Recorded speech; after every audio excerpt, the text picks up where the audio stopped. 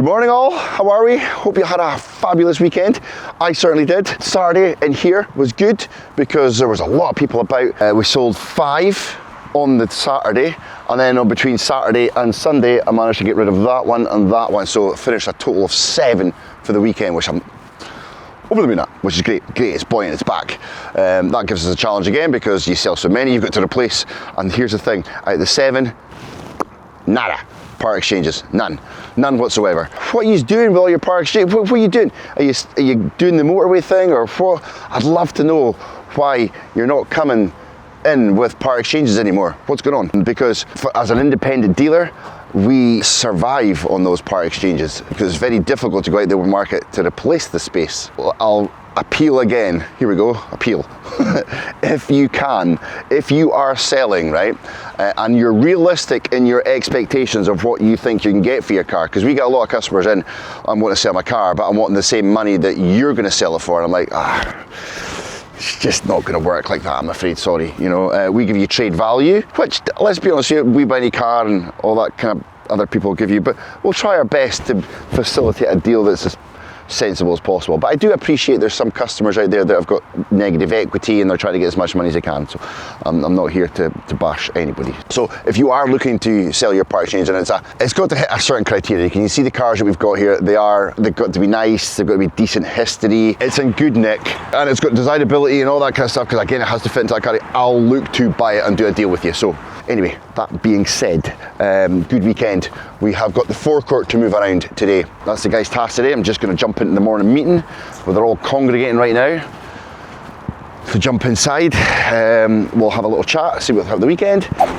So, meeting done and all the rest of it, and the boys got tasks to do. This is going to be a monster job, by the way. To go into detail what we're doing, with power training standards, right, you've got to split up your cars. Cars that are ready and cars that are not ready, awaiting preparation. You cannot mix the two between each other, right? So you can't have vehicles that are prepped, ready to go with prices on it. So prices and what we call splats.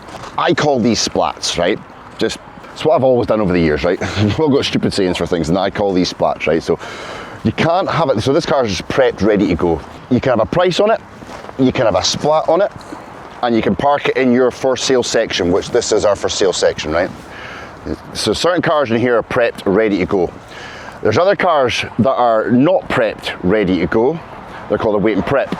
Now, if they're a wait and prep, you've got to have an awaiting preparation hanger on it with no price, no splat, and it needs to sit away from the sales area. Now, that sales area, you're bound by space. Now, we've got a bit of space here, to be fair, but again, it's not as if we've got around the back miles away. It's all the one space. So we've got a for sale section and a wait and prep section. That's what the guys are doing today, because certain things have been mixed in around. It's just untidy, so we need to fix that. So that's what we're doing today. So, and how it goes is ready to go, a wait and prep, sold or trade, or you know, a car might come in with no MOT. And if a car comes in with no MOT, it sits there. It cannot go in the wait and prep. It has to go in there because it's called not for sale section. So trade, sold, not for sale on this side. Big job for the guys today. Okay, so we are moving the stock cars. We have to tidy up. I'm taking Sportage.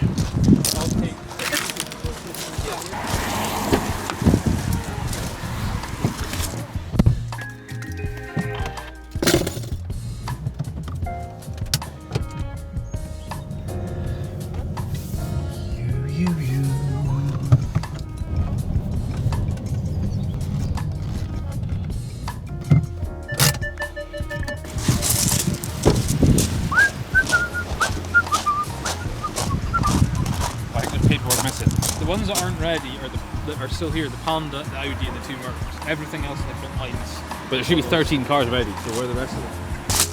That's sold away. Yeah, this is sold away. Oh, what?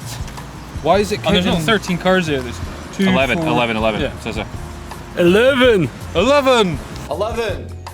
So the only car that's on here that's prepped is that Kuga. So we can take the Kuga off and put it on the front line. Alright, go on. Damien, line me up. Oh, hell no! I think that's okay.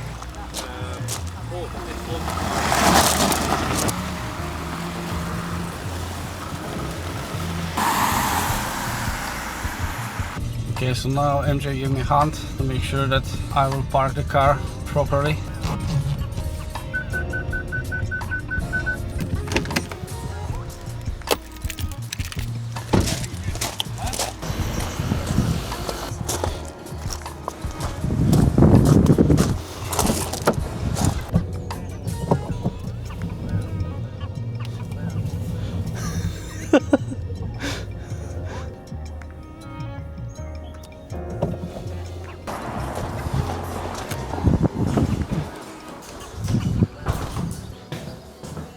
Hey Craig, Yo. should we take the prices out of the cars? Yeah? Yes. Okay. Yes. All price boards out! All of them out. Okay. Craig, what about splats? Splats do. Okay. Nothing, because what's going to happen is, and the ones that are waiting prep, there's going to be a hanger in there. It's going to look a little bit. Come on, right. Come on, sheep. I'll show you. I've literally just approved it right now. So, coming soon. Sorry, I'm awaiting preparation. I'm not yet offered for sale. Just to be clear, that means I am not for sale. But if you think that I'm the one, then you can register. This is the sales office. So they will be going on every single car there as a waiting preparation. So right now, just leave them off. Doesn't matter. But this, from now on, will be replacing the prices until such time as it's fully ready. Then it goes. Okay, that looks good. Thank you. Right, nightmare. Customer literally just messaged me there saying, I'll read it out to you. I've hit a massive roadblock. I didn't realise my car has a category N against it. I am gutted because the car is in great condition, inside and out. I don't know what to do. Right, so this customer's been on the go for us for a little while. You're back and forth and whatnot. We at this point don't history check the car because the deal's not done. It's only when we just about to do the deal, or the day that we do the deal, we then kind of do the history check. He's obviously done his checks just now. It's come up as a category N. So what we're going to do is I'm just going to history check the car just now, see what he's seeing. I'll show you what we're doing just now. So this is what we normally do when we're going through a history check on a vehicle. So every single car that we buy goes through the same thing. And it gives us, as you can see, a traffic light system here of red, amber, green, of things we should be mindful of. The green ones, great, good news. There's no finance on it. The mileage all looks correct. There's no at-risk markers. That means usually it's for higher value vehicles and things like that. No condition alerts. That means stolen, recovered, things like that. Not scrapped. It's not completely stolen, which would be a nightmare. And taxi and things like that, you know, because taxi database is quite important, because obviously if you buy a car, it's been used as a taxi before, it's worth half its value because it's been used as a taxi. Now, we might be able to see some of the pictures. No, we can't. So some of the pictures you can, this one you can't. So it was written off under that registration, and we can see there the chassis numbers, all that VIN number, so the VIN match. So sometimes the private plate can switch over vehicles, so it's not always the plate, it's the chassis number is the most important. So he bought the car in June 2022. He can't speak just now, he boys at work. Most car dealers don't sell conditioned cars like under the radar. They just don't, right? So there might be some, but I like to think that most car dealers wouldn't do that, right? So let's give the benefit of the doubt here. Sometimes what happens, right, is a car has an accident damage, it gets written off the insurance company, the marker doesn't go on straight away. So sometimes what happens here is whoever the owner of the vehicle is buys it back, quickly fixes it and punts it, gets it gone. That marker then takes delayed time to then go onto the car, and somebody gets hit with that, which is awful, really, to be fair, you know, and it shouldn't really be happening, but it's happening more and more often, really, to be fair. And car dealers really need to be careful as well, you know, for that, and look for the signs. You know, so we were lucky last week that we've got these systems in place to protect us. Thank you to MotorCheck, and I think there's other people out there as well that do it, but we use MotorCheck, and it caught it for us. Because if I used her CAP HPI system, that wouldn't have caught it. It would have just said the car's not had a condition write-off, which it hasn't. It hasn't had a write-off. It's had a stolen recover, but it's a minor thing, really, to be fair. That I know it sounds more dramatic than it is, but it is a minor thing. So it's not really, the car's not written off, really. It's just, somebody nicked it and then they got it back, and when they got it back, it was damaged. But this has, obviously, and the structure on it has gotten up to a certain value that the car's written off. Now, the age of that vehicle is 2019, right? So in 2022, so 1920 to 22, I don't know why I'm doing that, so 3 years. It was 3 years old at the time, and they found it to be of a significance to write it off. I would imagine whatever's going on at that car, it'll not be small, it'll still be considerable to write it off, and nobody's told him. So I feel for the guy, but hopefully this gets turned around. Hello, Jake's camera. His seat's actually a lovely place to eat lunch. It doesn't look that good, but you get a full view of the forecourt. People coming in. It's nice. Get the noodles out. Magic. This beautiful Mercedes A45 AMG. MG sold this car, and also he told me he sold paint protection. It means I have much more to do with this car. The car has been valeted several days ago, but this car has visited several different places. That's why I have to refresh the car again. That's not too big job, to be honest. Just the carpets, blah blah blah blah. I have to make sure that the car is immaculate. So okay, now I will show you this. 2 different boxes. This box is for me. This box is for customer. Let's check. There's 1, 2, 3, 4, 5, 6, 7, 8, 9, 10. When the car is prepared, everything done, decontaminated, cleaned, blah blah blah blah, and also very dry.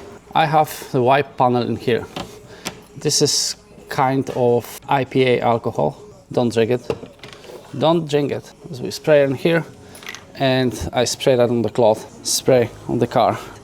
If anything left on the paintwork, this helped me to remove it. When the car is prepared, there's a ceramic coat. I put several drops on the sponge, and space by space, like a cross, I'm putting that on the panel.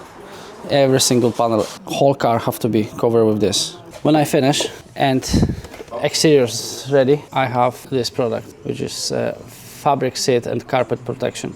Then I spray inside the car. I can't use it on the leather, but that's okay, because in this case I have this product. Our ceramic coat pack doesn't include the leather protection, but I have something extra. And after that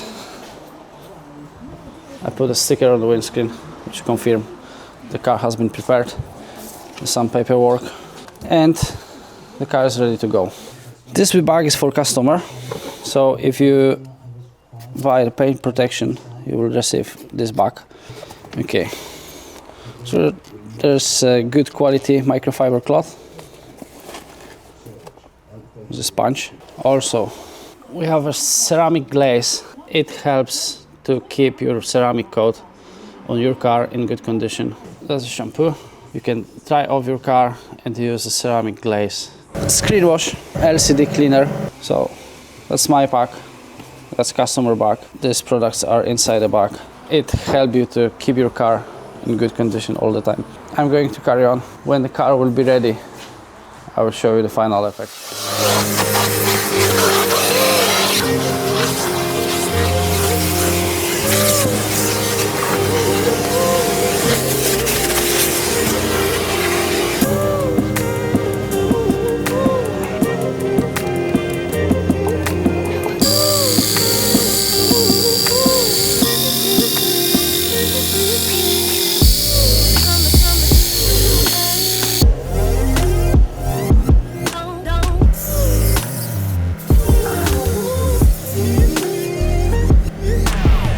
So that's first product I use from my professional application pack.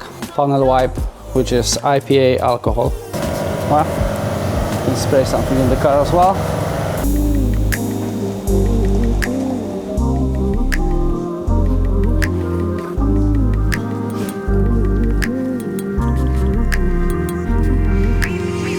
Okay, so now the second step, that's ceramic coat. I put several drops. Maybe more than several. That's first use. Line.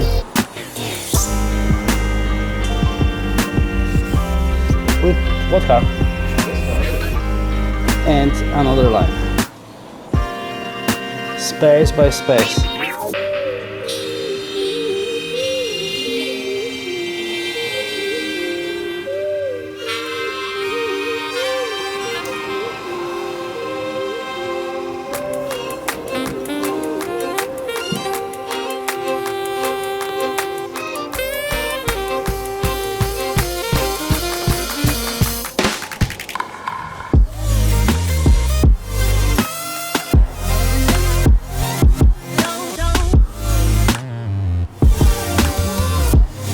Okay, so the job done. I'm going to park the car in the corner over there. I can say that was entire shift with this car. Just in the beginning I had 2 cars. The rest of the time I've spent with this car. So I'm happy. I hope that customer will be happy too. See you, Tomato. Okay, I've had to grab the camera for this Volvo that we've just taken. I don't think this car's ever been washed. I've been round, sprayed down. This one's going to take me a wee bit longer to do. Washing plate's normally just a wash, get it presentable, plate it, you know, get it looking all right. But this is one I might have to spend that wee bit extra time on because it is rancid. I've been round, sprayed some pre-washing GeoN1 and things on the areas that it needs, and then gone round and kind of agitated those chemicals to get a wee bit more bite out of them. I've just sprayed this down. I've not actually really done anything. But look at the colour. Look at that. That's the chemical I agitated. Look at the colour of this. Ugh. It's never had a wash, like a proper wash. Look at it. That's just all the green and horribleness in the window seals. There's literally bits of moss and things growing in the window seals. And this isn't an old car. Ooh, look at the fuel cap. I mean, I've already scrubbed this, but 5 minutes later. so, Operation Mingin Volvo has been a success, and here we are. You can see the areas like I showed you before. Fuel cap, nice and clean again. Lettering, had all that green and horribleness in between, under there. Obviously I still need to dry the car, but you get the idea. It needs a good interior clean as well. Look at all these seals. All clean now, minted, much better. And there we go, happy days. Right, it's been a quieter day today, if I'm honest. 1 sale, so we finished the week on 4, 5, 6, 7, 8, 9 for the week, which is bang average, if I'm honest, but probably on par of where we were going to be now for November. And the closer we get to the man in the big fat red suit, the quieter it's going to get. We'll maintain though, because we've got some nice stuff in. Fuel inquiries beginning to slow down a little bit. That's us on 33 for the month so far, but we carried in a few, which will mean our October is not as good as we thought it was going to be. So we'll probably finish, I would imagine, I haven't looked at the figures yet, but I would imagine it'll be low 50s, high 40s, something like that, which would be okay, to be fair, for this time of year. It's just the keep moving forward. That's what we want to do, keep moving forward. So although I'm happy as we get closer into December, it will begin to slow down. And then December is an absolute lottery. You know, you can pretty much from the 15th of the month kind of cut it off. And to be honest with you, what we're going to do in December is we're running a TV advert in December. As part of our £10,000 gift from STV, we're going to be running a TV advert from Boxing Day right the way through to the end of January. And it's going to be the same TV advert we've had on Sky, but we've never put that into the kind of the local STV network. So we're going to try that, and this will be the last year I'm probably going to run that and see what outcome we get from that as we move into January. What I'm wanting to do is in December is have every single car prepped, ready to go, so they can be driven away on the day. So I'll be in between Christmas and New Year. I'll let all the staff off, but I'll come in between Christmas and New Year and hopefully do catch some people that are kind of in the market, because the TV advert will be running. So the phones will be on. I'll be manning the emails virtually. I'll just be here with a little one-man band. It'll be like back in the Top Car days, just me. So, and probably creating all sorts of chaos, stuff everywhere, paperwork a nightmare. But we'll be selling cars. So that's the plan for December. And I might actually run a little competition. We did this last year actually, a few years ago. What did I run? A beer hawk. Remember them? The things you pour beer at home. I ran that. I'm probably going to do something similar to that. Watch this space. You've just given me an idea. Thanks guys. Right, I'm going to go home. It's been a pretty, I don't know, full-on week. Even though the sales have not been that way. Just with trading standards being in, getting prepped for that. We had a few meetings. I'm going away next week. We're going down to AM Live, which is the Automotive Management Live. So basically, the whole motor trade kind of congregates in the NEC and it talks about the future and what's happening, what's coming. It happens every year, so I go down to that for the day, fly down, fly back. And yeah, on that note, thank you very much, and we'll see you next week.